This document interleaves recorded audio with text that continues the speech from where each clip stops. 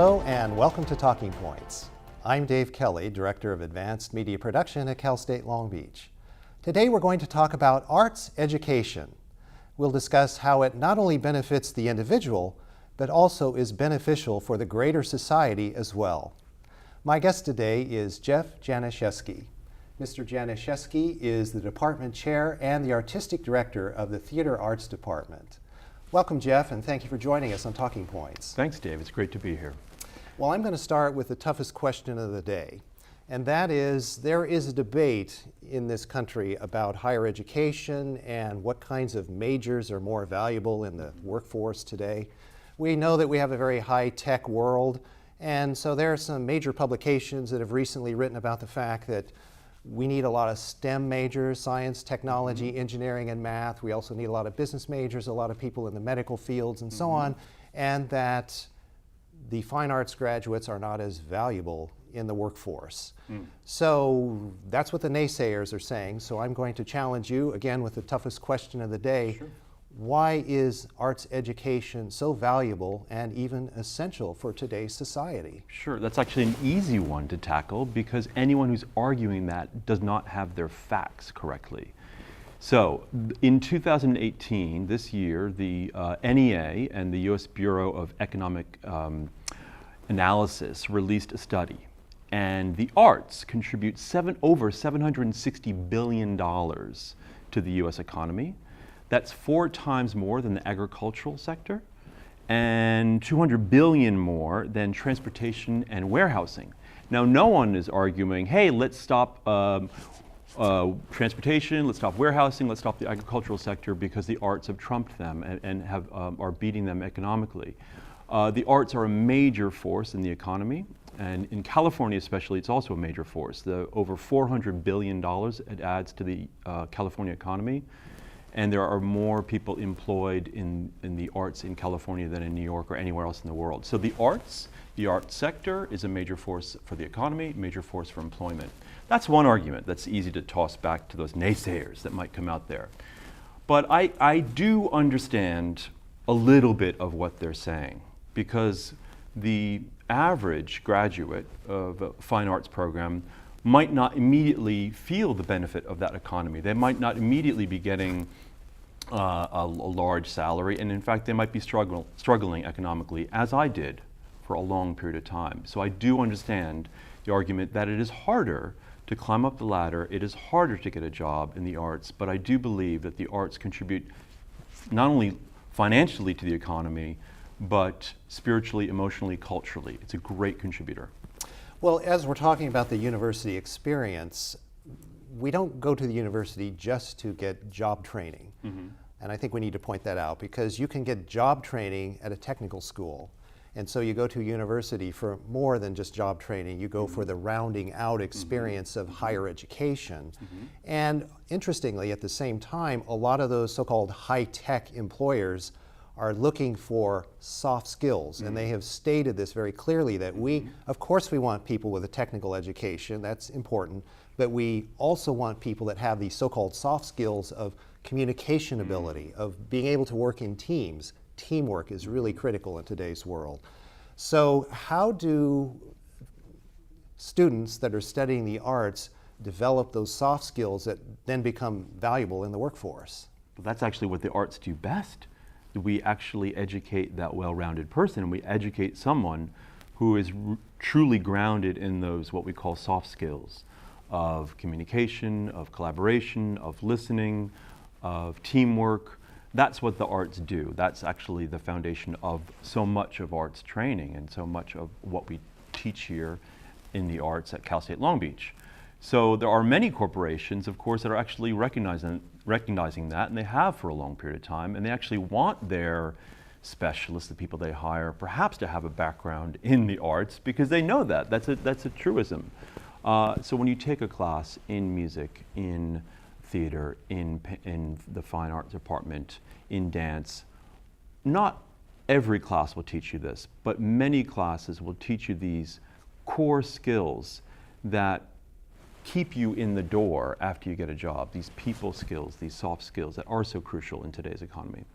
Well, there are also some other skills that students develop if they're involved in an arts education that beyond the working world will help enhance their lives. Right. And we don't go to college and we don't live just to work and just to have a job.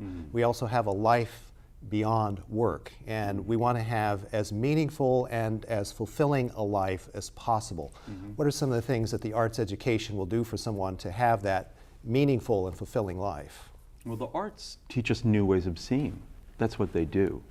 So the arts teach us a new way to see perhaps the world, each other, and that is actually, for me, what the arts were initially. My initial teachers in high school taught me an entirely new way of seeing a landscape, a portrait, a still life, and also myself. How do I see myself? So I think the arts, when you take no matter what major you might be, and you might be in business, you might be in something else, if you do take an arts class, you're going to actually learn perhaps other ways of seeing the world, others around you, the environment, but hopefully also another way of seeing yourself. And that is a profound effect upon a student and a profound effect upon the people in our society. So the arts are necessary. They're necessary to the fabric of our world. Otherwise, I think our world would be colorless and quite bland without them. We're not a world of robots and technology, as much as those are important and a driver in our society. Well, we talked about the rounding out process, and universities used to call this the process of taking a student and making him into the Renaissance man or the Renaissance woman. And that is to understand the passage of culture through the ages and to understand the wisdom of previous generations and previous centuries, in fact. And when I think of the Renaissance or the perfect Renaissance man, if you will, I think of Leonardo da Vinci. Now, this was a man who was both an exceptional artist and also a tremendous scientist at the same time. And he used his artistic ability to illustrate his scientific theories and ideas. And so essentially there were no boundaries to his intellectual curiosity. So that's what I think of when I refer to the Renaissance man and the rounding out process. Do you think the arts naturally lends itself to that kind of aspect of human character? Well, the word you use that is really crucial is curiosity. And that is exactly what the arts teach us, is to be curious about the world, about the subjects we're investigating in the arts. And a good artist is intensely curious. And anyone who's taking an arts class, whether they're an arts major or someone who is just having a passing interest in the arts, hopefully will develop and nurture that curiosity that Da Vinci had and that all artists must have to pursue. And that's really the core thing about being a Renaissance person, is about you have a kind of endless curiosity and endless hunger for things. We don't really have polymaths anymore, like Da Vinci. In other words, we don't have someone who's such a genius in such different fields. It's quite rare. And actually, with today's technology, maybe you don't need that because you have information at your fingertips. So you don't need to be maybe an expert in this field and a radically different one, as great as that would be. So we don't really have polymaths so much anymore, but I think the curiosity that you talked about is the core, and that's actually what I would really say the arts do exceedingly well. Well, I know that Joseph Conrad, the famous author, once said that he believed that the artist's impact was more enduring and deeper than the impact of the scientist. And now we don't want to offend the scientists that are watching the show, but I think of it this way. If Leonardo da Vinci were alive today, I'd like to think that he would look at the typical smartphone and say, what a marvel of engineering it truly is. It's a great achievement. It's very small, it's portable, it's wireless. It can access information from around the world. But what do we use our smartphones for mostly? We want to look at videos and music videos from an era that we want to look back fondly upon. So we look up a music video that was recorded back in 1985, and we have this great archive of information that we can watch, but it's usually the arts that attract our attention. And so that's why I think there's some truth in the matter that although the device is a great achievement and it took computer scientists and technologists a great deal of effort to put it together, and as well as the development of the internet, but what do we use it for? We gravitate to the arts. Yes, yes. I think what you're talking about is you're mentioning Conrad. And there is this question, what is the purpose of the arts? What do they really do? Do they change anything? And I think it is a big issue because oftentimes the arts don't immediately have an impact or an effect. But I agree with him that the impact is actually sometimes takes a long time to become apparent. See, for me, the arts are like water on a rock. If a rock is metaphorically the problem of the world, how do the arts change that problem? And it's drip by drip by drip by drip, the arts can change the world. So just like the drips of water changed the Grand Canyon into what it is and created this majestic area, and water helped carve that out along with time and pressure. That's what the arts do. Over time, it has a deeply profound effect, but sometimes that effect it needs a long time to become apparent. What about the general public? What will the general public gain from interest in the arts?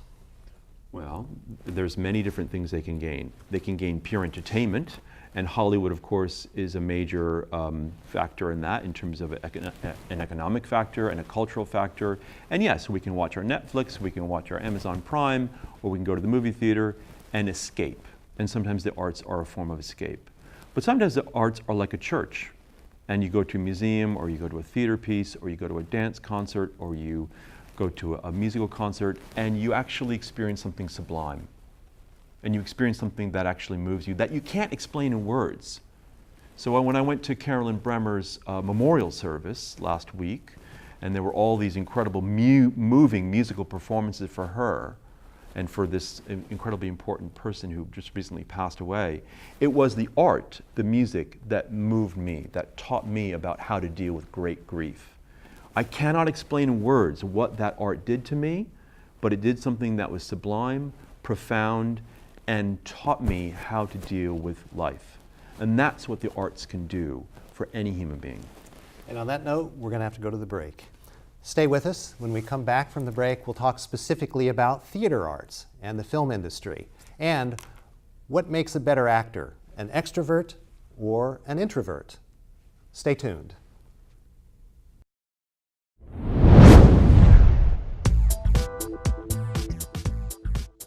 In theater arts, you will develop a clear understanding of the interaction between script, actor, and audience, as well as the areas of sound, scenery, lighting, and costume. You will learn creative skills that you can use throughout your life, such as self-confidence, strong communication, and analytical skills. You can become a part of this exciting career field with a degree from Cal State Long Beach.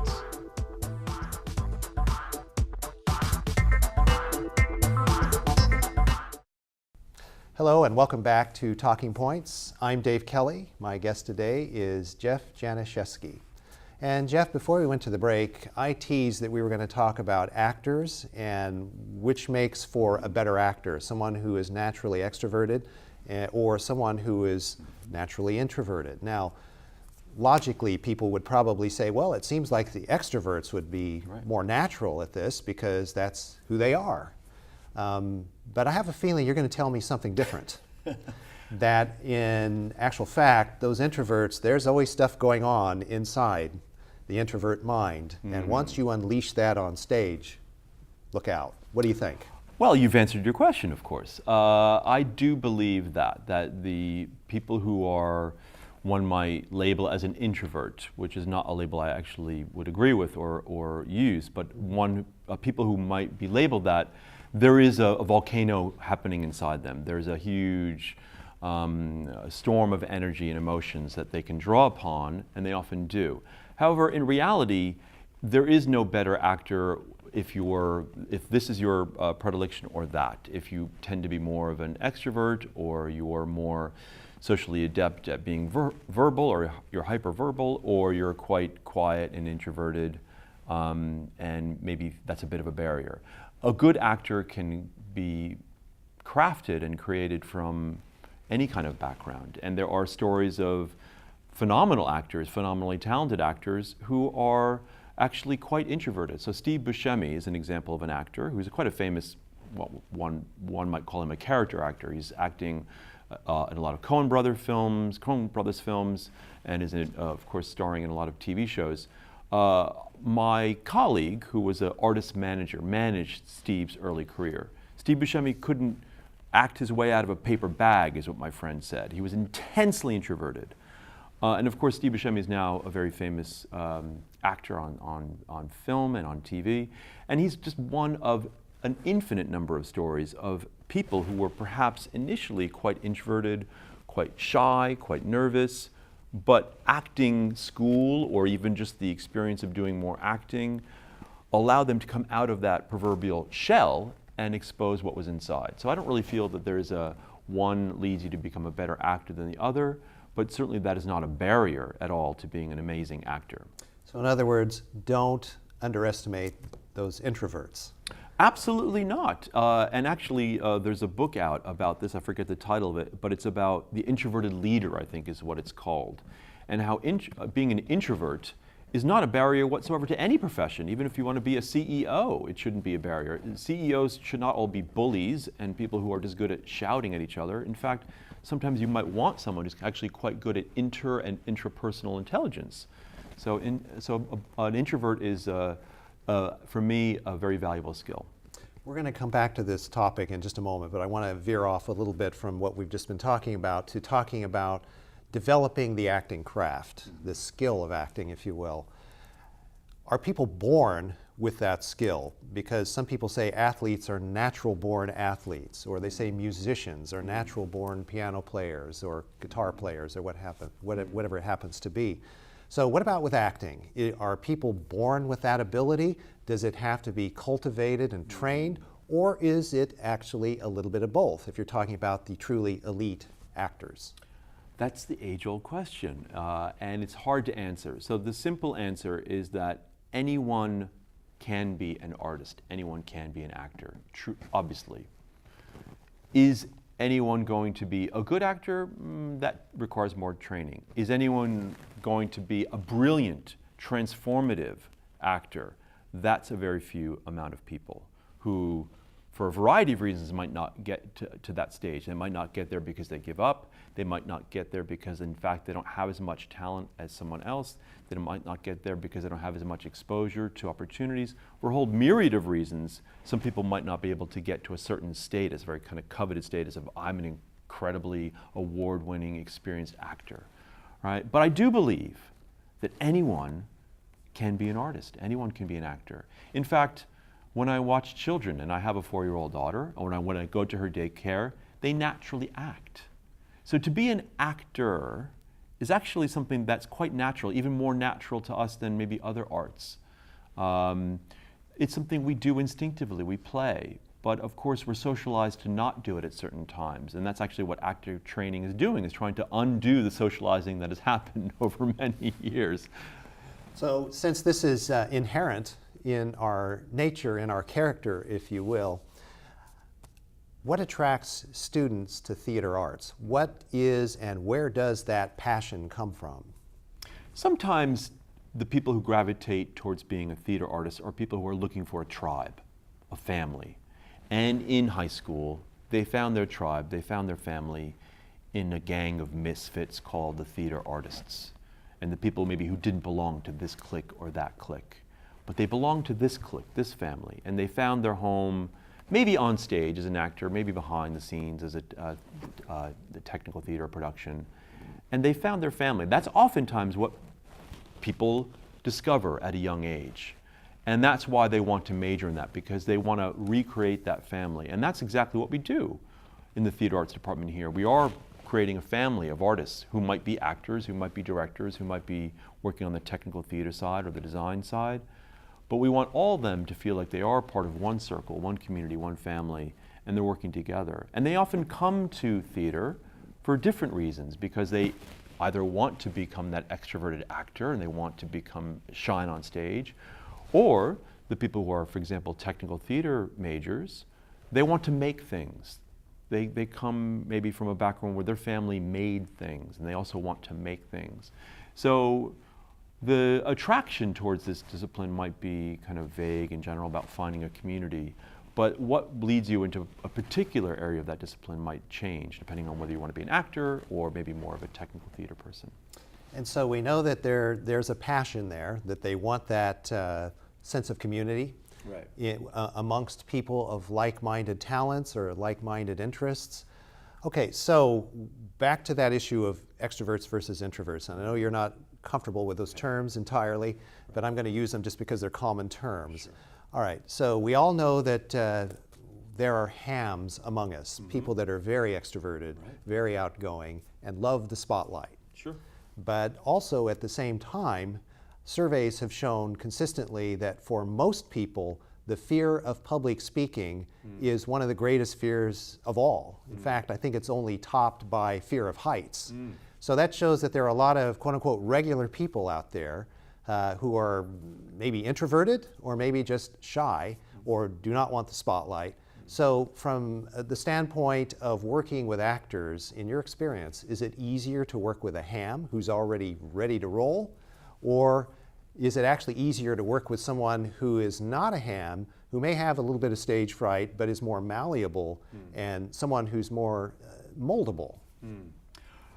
I think one is not easier than the other. So when there's a barrier or a blockage or something is keeping an actor from living truthfully in the role, that might be because they're a ham, or it might be because they're fearful of exposing themselves and they have self-doubt. Both of those are challenging barriers or blockages to deal with. But that's what an acting teacher or a director does. They kind of help to get through and move through those barriers. So for example, I know a very important actor in Sydney, Australia.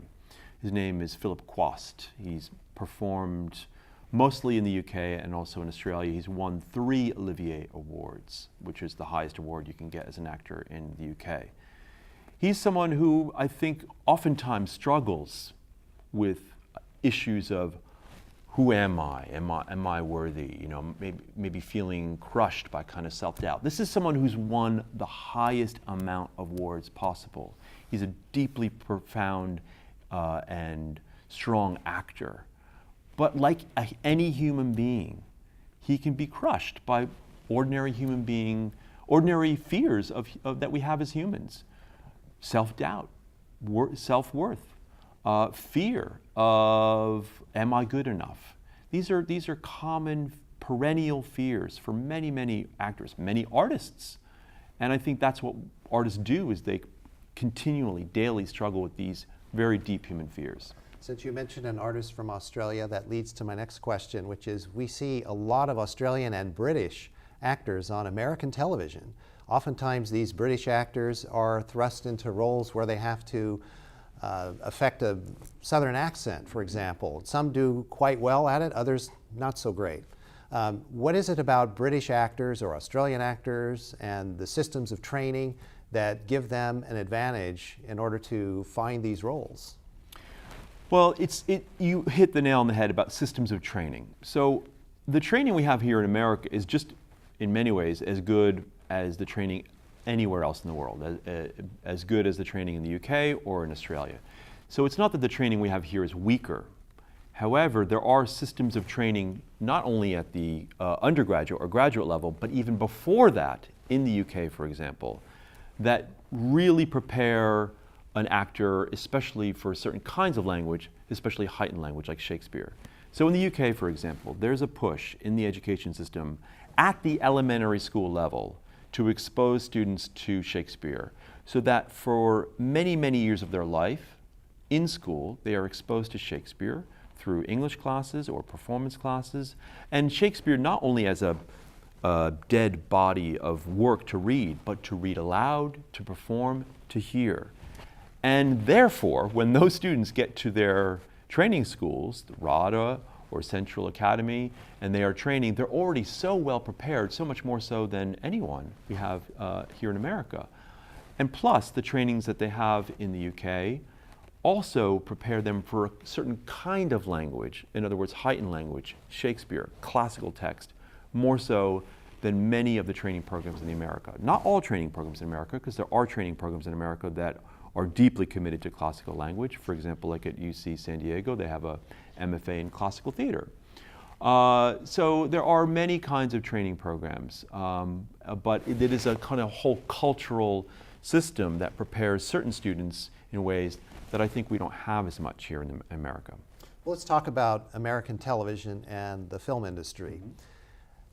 The film industry seems to have raced toward all of the blockbuster comic book hero films, the big sci-fi action movies, the spy thrillers. Seems like the computer-generated graphics take precedence over the actors. Yet on television, you see these wonderful series on cable TV where actors really get to develop character, and they really get to explore the human condition. We only have about 30 seconds left, which isn't fair, but give me your assessment of what's a better route for actors today, television with these character-driven series or the film business? All of it. Get a job, work in the industry, work on everything. I have a colleague, Rebecca Henderson, a phenomenal actress from New York. She works in everything. She just did a sci-fi film where she was, on the floor, bleeding, shot, and part of a huge spectacle blockbuster. And she's also acting in film, for TV, and in theater. Do it all. Get employment where you can. On that note, we're going to bring this to a close. Thank you for spending time with us today. And thank you for joining us on this edition of Talking Points. Please join us again soon for the next episode. Until then, I'm Dave Kelly. Have a nice day.